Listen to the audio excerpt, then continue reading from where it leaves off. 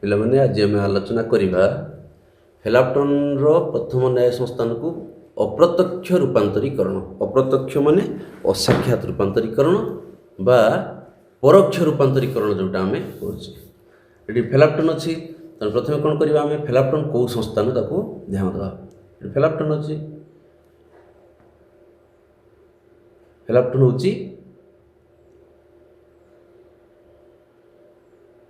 ତୃତୀୟ ସଂସ୍ଥାନ।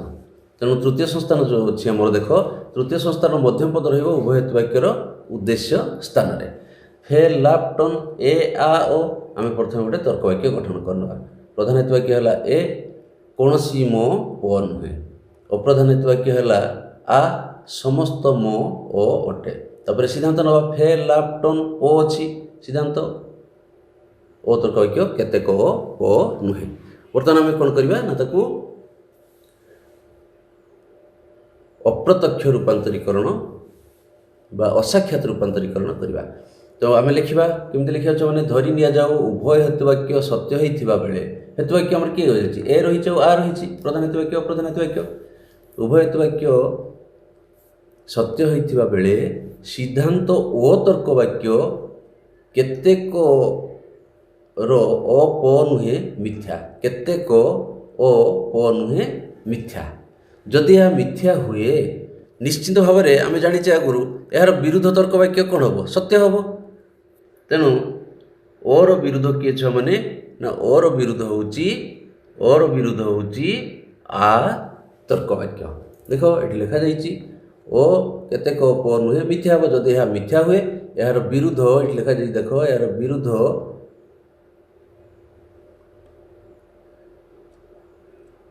ଆ ତର୍କ ବାକ୍ୟ ସତ୍ୟ ହେବ। ତେଣୁ ସେ ତାକୁ ନେବା ଆମେ ଆ ତର୍କ ବାକ୍ୟ ସମସ୍ତ ପ ଅଟେ। ଏଠି ଲେଖାଯାଇଛି ସମସ୍ତ ପ ଅଟେ। ଏହି ନୂତନ ତର୍କ ବାକ୍ୟକୁ ସାଧ୍ୟାବୟବ ଓ ମୂଳ ପକ୍ଷାବୟବକୁ ପକ୍ଷାବୟବ କରି ଏକ ନୂତନ ସିଦ୍ଧାନ୍ତ ଗଠନ କରିବା, ଯେମିତି ସିଏ ସିଧା ଆମର ପ୍ରଥମ ସଂସ୍ଥାନକୁ ରୂପାନ୍ତରିତ ହୋଇପାରୁଥିବ। ତେଣୁ ଯେଉଁଟାକୁ ଆମେ ବର୍ତ୍ତମାନ ପାଇଲେ ତାକୁ ଆମେ କ'ଣ ନେବା ନା ସାଧ୍ୟାବୟବ ବା ପ୍ରଧାନ ହେତୁ ବାକ୍ୟ।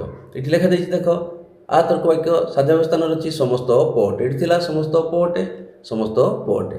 ତାପରେ ଅପ୍ରଧାନ ହେତୁ ବାକ୍ୟ କ'ଣ ନା ପୂର୍ବରୁ ଆମ ପାଖରେ ଥିଲା ଯେଉଁଟା ଆମେ ପାଇଛେ। ଦେଖ ଏଠି ପୂର୍ବରୁ ଆମ ପାଖରେ ଥିଲା ଅପ୍ରଧାନ ହେତୁ ବାକ୍ୟ ଆ ଥିଲା, ଅପ୍ରଧାନ ହେତୁ ବାକ୍ୟ ଆ। ସେଇ ଆକୁ ଆମେ କ'ଣ କରିବା ନା ଆକୁ ଆମେ ଅପ୍ରଧାନ ହେତୁ ବାକ୍ୟ ରୂପରେ ନେବା। ନେଲା ପରେ କ'ଣ କରିବା, ବର୍ତ୍ତମାନ ଆମେ ଗୋଟେ ତାର ସିଦ୍ଧାନ୍ତ ତିଆରି କରିବା। ପ୍ରଧାନ ହେତୁ ବାକ୍ୟ ରହିଲା ଆ, ଅପ୍ରଧାନ ହେତୁ ବାକ୍ୟ ରହିଲା ଆ।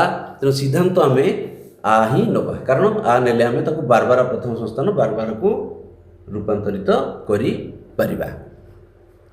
ତ ଦେଖ ଏଠି ସିଦ୍ଧାନ୍ତ ଆ ନିଆଯାଇଛି। ନେଲା ପରେ କ'ଣ ହେବ, ସିଦ୍ଧାନ୍ତ ହେଲା ସମସ୍ତ ମୋ ପ ଅଟେ। ଏଠି ଦେଖ ବର୍ତ୍ତମାନ ଆମର ପ୍ରଥମ ସଂସ୍ଥାନକୁ ଆସିଲା। ପ୍ରଥମ ସଂସ୍ଥାନରେ କ'ଣ ହେବ ପିଲାମାନେ ନା ମଧ୍ୟମ ପଦ ରହିବ ପ୍ରଧାନ ହେତୁ ବାକ୍ୟର ଉଦ୍ଦେଶ୍ୟ ସ୍ଥାନରେ, ପ୍ରଧାନ ହେତୁ ବାକ୍ୟର ଉଦ୍ଦେଶ୍ୟ ସ୍ଥାନରେ, ଅପ୍ରଧାନ ହେତୁ ବାକ୍ୟର ବିଧେୟ ସ୍ଥାନରେ। ପ୍ରଧାନ ହେତୁ ବାକ୍ୟର ଉଦ୍ଦେଶ୍ୟ ସ୍ଥାନରେ ଅଛି ଓ, ଅପ୍ରଧାନ ହେତୁ ବାକ୍ୟର ବିଧେୟ ସ୍ଥାନରେ ଅଛି ଓ। ବର୍ତ୍ତମାନ ଆମେ ପାଇଗଲେ এই ପ୍ରକାର ହେବ। ଏଠି ରହିଗଲା ଓ, ଏଠି ରହିଗଲା ଓ। ସିଦ୍ଧାନ୍ତ ହେଲା ଆ ତର୍କ ବାକ୍ୟ। ବର୍ତ୍ତମାନ ଆମେ ତାକୁ ପ୍ରମାଣ କରିବା। କ'ଣ ଦେଖ ପିଲାମାନେ, ତା ତଳକୁ ଆମେ ଲେଖିବା, ଉପରୋକ୍ତ ନ୍ୟାୟ ରୂପଟି ହେଉଛି ବାରବାର ଯହିଁରେ ଓ ହେତୁପଦ, ପ ସାଧ୍ୟପଦ ଓ ମୋ ହେଉଛି ପକ୍ଷପଦ। ତେଣୁ ସେଠି ଆମର ମଧ୍ୟପଦ କିଏ ଥିଲା ଛୁଆମାନେ, ସେଠି ଲକ୍ଷ୍ୟ କର ମଧ୍ୟପଦ ଥିଲା ଆମର ମୋ। କିନ୍ତୁ ଏଠି ଦେଖିବା ଆମେ କ'ଣ ରହିଛି ମଧ୍ୟପଦ, ଏଠି ମଧ୍ୟପଦ ଅଛି ଓ। ତେଣୁ ଆମେ ଲେଖିଦେବା ଏଠି ଓ ହେଉଛି ମଧ୍ୟପଦ ବା ହେତୁପଦ। ସାଧ୍ୟପଦ ରହିଲା ଓ ରହିଲା ହେତୁପଦ, ପ ରହିଲା ସାଧ୍ୟପଦ, ଓ ରହିଲା ଓ ମୋ ରହିଲା ପକ୍ଷପଦ। ବର୍ତ୍ତମାନ ଅନୁଧ୍ୟାନ କଲେ ଜଣାଯିବ ଯେ ନୂତନ ସିଦ୍ଧାନ୍ତ ଆ, ଆମର ଯେଉଁ ନୂତନ ସିଦ୍ଧାନ୍ତଟି ଆମେ ପାଇଲେ, ନୂତନ ସିଦ୍ଧାନ୍ତ ଏଇ ଯେଉଁ ଆ ତର୍କ ବାକ୍ୟ ସମସ୍ତ ମୋ ପ ଅଟେ। ୟା ସହିତ ଆମେ କ'ଣ କରିବା, ମୂଳ ସାଧ୍ୟାବୟବ ଏ, ମୂଳ ସାଧ୍ୟାବୟବ ଯିବା ଆମେ ମୂଳକୁ ଛୁଆମାନେ, ମୂଳ ସାଧ୍ୟାବୟବ ଦେଖ ଏଠି ଏ ତର୍କ ବାକ୍ୟ କୌଣସି ମୋ ପ ନୁହେଁ। ଏଠି ରହିଲା କୌଣସି ମୋ ପ ନୁହେଁ ଥିଲା, କିନ୍ତୁ ବର୍ତ୍ତମାନ ଆମେ ସିଦ୍ଧାନ୍ତ ପାଇଲେ ସମସ୍ତ ମୋ ପ ଅଟେ। ତେଣୁ ଆକୁ ଆମେ ଦେଖିବା କ'ଣ ହେବ, ସିଏ ନା ଉଭୟ ଆଉ ଏ ତର୍କ ବାକ୍ୟର ବିପରୀତ ଲେଖାଯାଇଛି ନା ବିପରୀତ ଅଟେ। ବିପରୀତ ଲେଖାଯାଇଛି ମୂଳ ଯୁକ୍ତିର ହେତୁବାକ୍ୟ ଦ୍ୱୟକୁ ସତ୍ୟ ବୋଲି ଗ୍ରହଣ କରିଛୁ।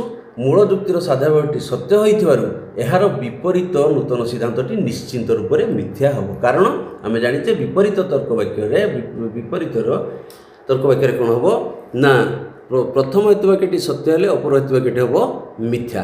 ଯେହେତୁ ଆମେ ପ୍ରଥମେ ହେତୁବାକ୍ୟ ଦ୍ୱୟକୁ ସତ୍ୟ ରୂପରେ ଗ୍ରହଣ କରିଥିଲେ, ବର୍ତ୍ତମାନ ଯେଉଁ ସିଦ୍ଧାନ୍ତଟି ଆମେ ପାଇଲେ ଆ ତର୍କ ବାକ୍ୟ ତାର ବିପରୀତ ରହୁଛି, ତେଣୁ ସେ ମିଥ୍ୟା ହେବ। ବୁଝିଲା ପିଲାମାନେ? ତେଣୁ ଏତିକି ପାଠକୁ ଯଦି ଆମେ ସୁନ୍ଦର କି ତାକୁ ଲେଖିପାରିବା ତ ଆରାମସେ ନମ୍ବର ପାଇବା।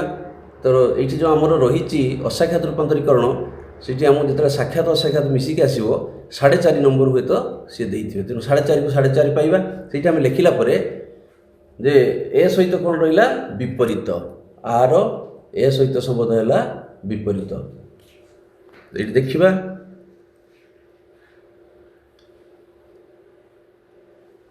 ମୂଳ ଯୁକ୍ତିର ହେତୁବାକ୍ୟ ଦ୍ୱୟକୁ ସତ୍ୟ ବୋଲି ଗ୍ରହଣ କରିଛୁ। ମୂଳ ଯୁକ୍ତିର ସାଧାରଣଟି ସତ୍ୟ ହୋଇଥିବାରୁ ଏହାର ବିପରୀତ ନୂତନ ସିଦ୍ଧାନ୍ତ ନିଶ୍ଚିତ ଭାବରେ ମିଥ୍ୟା ହେବ। ଦୁଇଟି କାରଣରୁ ସିଦ୍ଧାନ୍ତ ମିଥ୍ୟା ହୋଇପାରେ।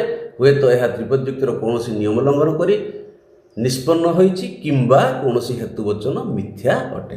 ତେଣୁ ଆମର ଯେଉଁ ନୂତନ ସିଦ୍ଧାନ୍ତଟି ଆମେ ପାଇଲେ ସେଇଟା ମିଥ୍ୟା। ଯେଉଁଟା ଆମର ପ୍ରଥମେ ଆମେ ସତ୍ୟ ବୋଲି ଗ୍ରହଣ କରିଥିଲେ ସେ ସତ୍ୟ, କାରଣ ଆ ତର୍କ ବାକ୍ୟର ବିପରୀତ ତର୍କ ବାକ୍ୟ ହେଉଛି ଏ।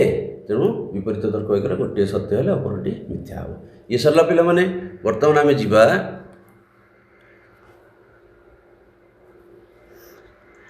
ବୈକଳ୍ପିକ ନିରପେକ୍ଷ ଯୁକ୍ତି କ'ଣ? ବୈକଳ୍ପିକ ନିରପେକ୍ଷ ଯୁକ୍ତି କ'ଣ?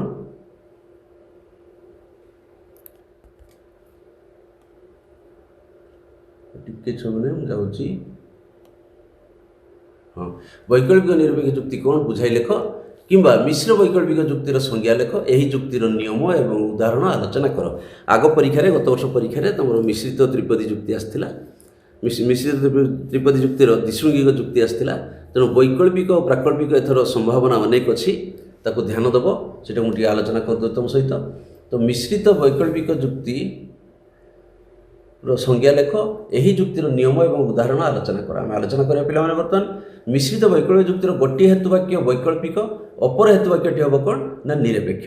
ସିଦ୍ଧାନ୍ତ ହେଇପାରେ ନିରପେକ୍ଷ, ହେଇପାରେ ବୈକଳ୍ପିକ। କାହିଁକି ନିରପେକ୍ଷ ହେବ, କାହିଁକି ବୈକଳ୍ପିକ, ମୁଁ ୟା ପରେ ତୁମକୁ ମୁଁ ବୁଝାଉଛି। ତ କେତେବେଳେ ହେଉଛି ନିରପେକ୍ଷ, କେତେବେଳେ ହେଉଛି ବୈକଳ୍ପିକ। ତ ଆମେ ଜାଣିଲେ କ'ଣ ନା ବୈକଳ୍ପିକ ଯୁକ୍ତିର ଗୋଟିଏ ହେତୁବାକ୍ୟ ହେବ ବୈକଳ୍ପିକ, ଅପର ହେତୁବାକ୍ୟଟି ହେବ ନିରପେକ୍ଷ। ସିଦ୍ଧାନ୍ତ ହେଇପାରେ ନିରପେକ୍ଷ, ହେଇପାରେ ବୈକଳ୍ପିକ। ଲେଖିଛି ପିଲାମାନେ ଦେଖିବ, ହେଇପାରେ ବୈକଳ୍ପିକ, ହେଇପାରେ ନିରପେକ୍ଷ। ତ କେତେବେଳେ ନିରପେକ୍ଷ ହେବ ନା ଯାଉଛି ସେଠିକି। ଯେଉଁ ବୈକଳ୍ପିକ ହେତୁବାକ୍ୟରେ ଦୁଇଟି ମାତ୍ର କଳ୍ପ ଥାଏ ସେଠାରେ ସିଦ୍ଧାନ୍ତ ସର୍ବଦା ହେବ ନିରପେକ୍ଷ। ଲେଖିଛି ଏଠି ଦୁଇଟି ମାତ୍ର କଳ୍ପ। କଳ୍ପ କେତେଟା ରହିବ ପିଲାମାନେ? ଦୁଇଟି। ଧରନ୍ତୁ ମୁଁ କହୁଛି ରାମ ହୁଏତ ମେଧାବୀ ନହେଲେ ପରିଶ୍ରମୀ। ଏଠି କଳ୍ପ ଦୁଇଟା ରହିଲା, ଗୋଟେ ରହିଲା ମେଧାବୀ ଆଉ ଗୋଟେ ରହିଲା ପରିଶ୍ରମୀ। ଦୁଇଟି କଳ୍ପ ଯେତେବେଳେ ଥିବ ସେତେବେଳେ ସିଦ୍ଧାନ୍ତ ହେବ ନିରପେକ୍ଷ। ଦୁଇରୁ ଅଧିକା କଳ୍ପ ଯେତେବେଳେ ରହିବ, କିନ୍ତୁ ଯେଉଁ ବୈକଳ୍ପିକ ହେତୁବାକ୍ୟରେ ଦୁଇରୁ ଅଧିକ କଳ୍ପ ଥାଏ ସେଠାରେ ସିଦ୍ଧାନ୍ତ ହେବ ବୈକଳ୍ପିକ। ଦୁଇରୁ ଅଧିକା ରହିଲେ ସିଦ୍ଧାନ୍ତ ହେବ ବୈକଳ୍ପିକ। ଲେଖିଛି। ଏବେ ଆମେ ଯିବା ତାକୁ ଆଲୋଚନା କରିବା, ତାର ନିୟମକୁ ଯିବା। ଏଠି ନିୟମ ଦେଲା, ଦେଖ ପିଲାମାନେ, ଦୁଇଟି କଳ୍ପ ବିଶିଷ୍ଟ ପ୍ରଧାନ ହେତୁବାକ୍ୟରେ ଯେକୌଣସି ଗୋଟିଏ କଳ୍ପକୁ ଯଦି ଅପ୍ରଧାନ ହେତୁବାକ୍ୟରେ ଅସ୍ୱୀକାର କରିବା, କ'ଣ କରିବା? ପ୍ରଥମେ ଆମେ ଅସ୍ୱୀକାର କରିବା, ତାକୁ ଗ୍ରହଣ କରିବା ନାହିଁ। ତେବେ ଅପର କଳ୍ପଟିକୁ ସିଦ୍ଧାନ୍ତରେ ଆମେ ସ୍ୱୀକାର କରିବା। କେତେଟା କଳ୍ପ ଥିବ ନା ଦୁଇଟି କଳ୍ପ ଥିବ। ଦୁଇଟି କଳ୍ପରୁ ଆମେ କ'ଣ କରିବା? ଯେକୌଣସି ଗୋଟିଏ କଳ୍ପକୁ, ସେ ପ୍ରଥମଟା ହେଉ ବା ଦ୍ୱିତୀୟଟା ହେଉ, ଏଠି ପୂର୍ବ ଅନୁଗ ଦେଇନାହିଁ, ଯେମିତି ପ୍ରାକଳ୍ପିକ ନିରପେକ୍ଷରେ ଦେଇଥିଲା। ବୈକଳ୍ପିକ ନିରପେକ୍ଷରେ କ'ଣ ଦେଇଛି? ଯେକୌଣସି ଗୋଟିଏକୁ ଯଦି ଆମେ ଅପ୍ରଧାନ ହେତୁବାକ୍ୟରେ ପ୍ରଥମେ ଅସ୍ୱୀକାର କରିବା, ତେବେ ଅପର କଳ୍ପଟିକୁ ସିଦ୍ଧାନ୍ତରେ ଆମେ ସ୍ୱୀକାର କରିବା। ତାପରେ ଦେଲା ଦ୍ୱିତୀୟ ନିୟମଟା ଦେଇଛି, ଦେଖ ଯେ ଦୁଇରୁ ଅଧିକ କଳ୍ପ ବିଶିଷ୍ଟ ପ୍ରଧାନ ହେତୁବାକ୍ୟରେ ଯେକୌଣସି ଗୋଟିଏ କଳ୍ପ ଭିନ୍ନ, ଗୋଟେ କଳ୍ପକୁ ଆମେ ଛାଡ଼ିଯିବା, ଅନ୍ୟ କଳ୍ପମାନଙ୍କୁ, ଅନ୍ୟ ସମସ୍ତ କଳ୍ପକୁ ଯଦି ଅପ୍ରଧାନ ହେତୁବାକ୍ୟରେ ଅସ୍ୱୀକାର କରିବା। ପ୍ରଥମ ନିୟମରେ ବି ଅସ୍ୱୀକାର ଅଛି, ଦ୍ୱିତୀୟ ନିୟମରେ ବି ଅସ୍ୱୀକାର ଅଛି। ପ୍ରଥମ ନିୟମରେ ସେ କହିଛନ୍ତି ଦୁଇଟି କଳ୍ପ ଥିବ, ଦ୍ୱିତୀୟ ନିୟମରେ ସେ କହିଛନ୍ତି ଦୁଇରୁ ଅଧିକ କଳ୍ପ ଥିବ। ତେଣୁ ଦୁଇଟି କଳ୍ପ ଥିଲେ ହେବ ନିରପେକ୍ଷ, ଦୁଇରୁ ଅଧିକ କଳ୍ପ ଥିଲେ ହେବ ସେଟା ବୈକଳ୍ପିକ। ଦୁଇରୁ ଅଧିକ କଳ୍ପ ବିଶିଷ୍ଟ ପ୍ରଧାନ ହେତୁ ବାକ୍ୟରେ ଯେକୌଣସି ଗୋଟିଏ କଳ୍ପ ଭିନ୍ନ ଅନ୍ୟ ସମସ୍ତ କଳ୍ପକୁ ଯଦି ଅପ୍ରଧାନ ହେତୁ ବାକ୍ୟରେ ଅସ୍ୱୀକାର କରାଯାଏ ତେବେ ସିଦ୍ଧାନ୍ତ ନିରପେକ୍ଷ ହେବ। ଦୁଇରୁ ଅଧିକା ଥିଲେ ଯଦି ଅସ୍ୱୀକାର କରିବା ଆମେ ତାହେଲେ ସିଦ୍ଧାନ୍ତ କ'ଣ ହେବ ନା ବୈକଳ୍ପିକ ହେବ। ବର୍ତ୍ତମାନ ଆମେ ତାର ଉଦାହରଣ ଦେବା। ଯେଉଁ କହୁଥିଲି ଗୋଟେ ଉଦାହରଣ ଥିଲା ଆମର ନିରପେକ୍ଷ, ଆଉ ଗୋଟେ ଉଦାହରଣ ଥିଲା ଆମର ବୈକଳ୍ପିକ। ଦେଖ ପିଲାମାନେ, ପ୍ରଥମ ଉଦାହରଣ ଏଠି ଯେ ପିଲା ହୁଏତ ମେଧା କିମ୍ବା ଗଧା ଅଟେ। ପିଲାଟି ମେଧା ମାନେ ପରିଶ୍ରମୀ ଥିବ, ନହେଲେ ଅଳସୁଆ ଥିବ। ପିଲାଟି ଗଧା ନୁହେଁ। ପ୍ରଥମେ କ'ଣ କଲେ ଆମେ ଅସ୍ୱୀକାର କଲେ, ଯେକୌଣସି ଗୋଟିଏ କଳ୍ପକୁ ସେ କହିଥିଲେ ଅସ୍ୱୀକାର କଲେ, ତେଣୁ ପିଲାଟି ମେଧା ଅଟେ। ଏଇଠି ସିଦ୍ଧାନ୍ତ ହେଲା ନିରପେକ୍ଷ। ଦ୍ୱିତୀୟ ଉଦାହରଣରେ ଦେଖ ସେ ଦେଇଛି ତୁମେ ହୁଏତ କମଳା ଖାଇଛ କିମ୍ବା ଆମ୍ବ ଖାଇଛ କିମ୍ବା କଦଳୀ ଖାଇଛ। କଳ୍ପ କେତେ ରହିଲା ଏଠି? 3 ରହିଲା, 2ରୁ ଅଧିକା ରହିଲା। ତେଣୁ ସେ କହୁଛି ଗୋଟିଏ କଳ୍ପ ଭିନ୍ନ, ଦ୍ୱିତୀୟ ନିୟମ ଅନୁସାରେ ଗୋଟିଏ କଳ୍ପ ଭିନ୍ନ ଅନ୍ୟ କଳ୍ପମାନଙ୍କୁ ଯଦି ଆମେ ଅପ୍ରଧାନ ହେତୁ ବାକ୍ୟରେ କ'ଣ କରିବା? ଅସ୍ୱୀକାର କରିବା। ତେଣୁ ଗୋଟିଏ କଳ୍ପକୁ ଆମେ ଛାଡ଼ିଦେବା। ତୁମେ ହୁଏତ କମଳା ଖାଇଛ ଆମେ ଛାଡ଼ିଦେବା। ତୁମେ ଆମ୍ବ ଖାଇନାହଁ କିମ୍ବା କଦଳୀ ଖାଇ ନାହଁ। ତାହେଲେ କ'ଣ ହେବ ଛୁଆମାନେ ସିଦ୍ଧାନ୍ତ? ନା ସିଦ୍ଧାନ୍ତ ହେବ ତୁମେ କଦଳୀ ଖାଇଛ। ଏଠି କ'ଣ ହେବ ନା ଏଠି ତୁମର ସିଦ୍ଧାନ୍ତ ହେବ ବୈକଳ୍ପିକ। ବାସ୍ ଏତିକି। ଆମେ ବହୁତ ବିଶ୍ଳେଷଣ କରିଲେ ଏଠି କ'ଣ ହେବ ନା ସମୟ ଆମେ ପାଇବାନି। ଏତିକି ଲେଖିଦେଲେ ବି ତୁମର ଲଙ୍ଗ କ୍ୱେଶ୍ଚନ୍ ହେଇଯାଉଛି, ତୁମେ 8 ନମ୍ବର ପାଇପାରିବ। ନିଶ୍ଚିତ ଭାବରେ ଧ୍ୟାନ ଦେବ ପିଲାମାନେ। ଗତ ଥର ପଡ଼ିଥିଲା ଦ୍ୱିଶୃଙ୍ଗିକ ଯୁକ୍ତି, ଏଥର ବୈକଳ୍ପିକ ପ୍ରାକଳ୍ପିକ ପଡ଼ିବାର ସମ୍ଭାବନା ଅନେକ ଅଛି।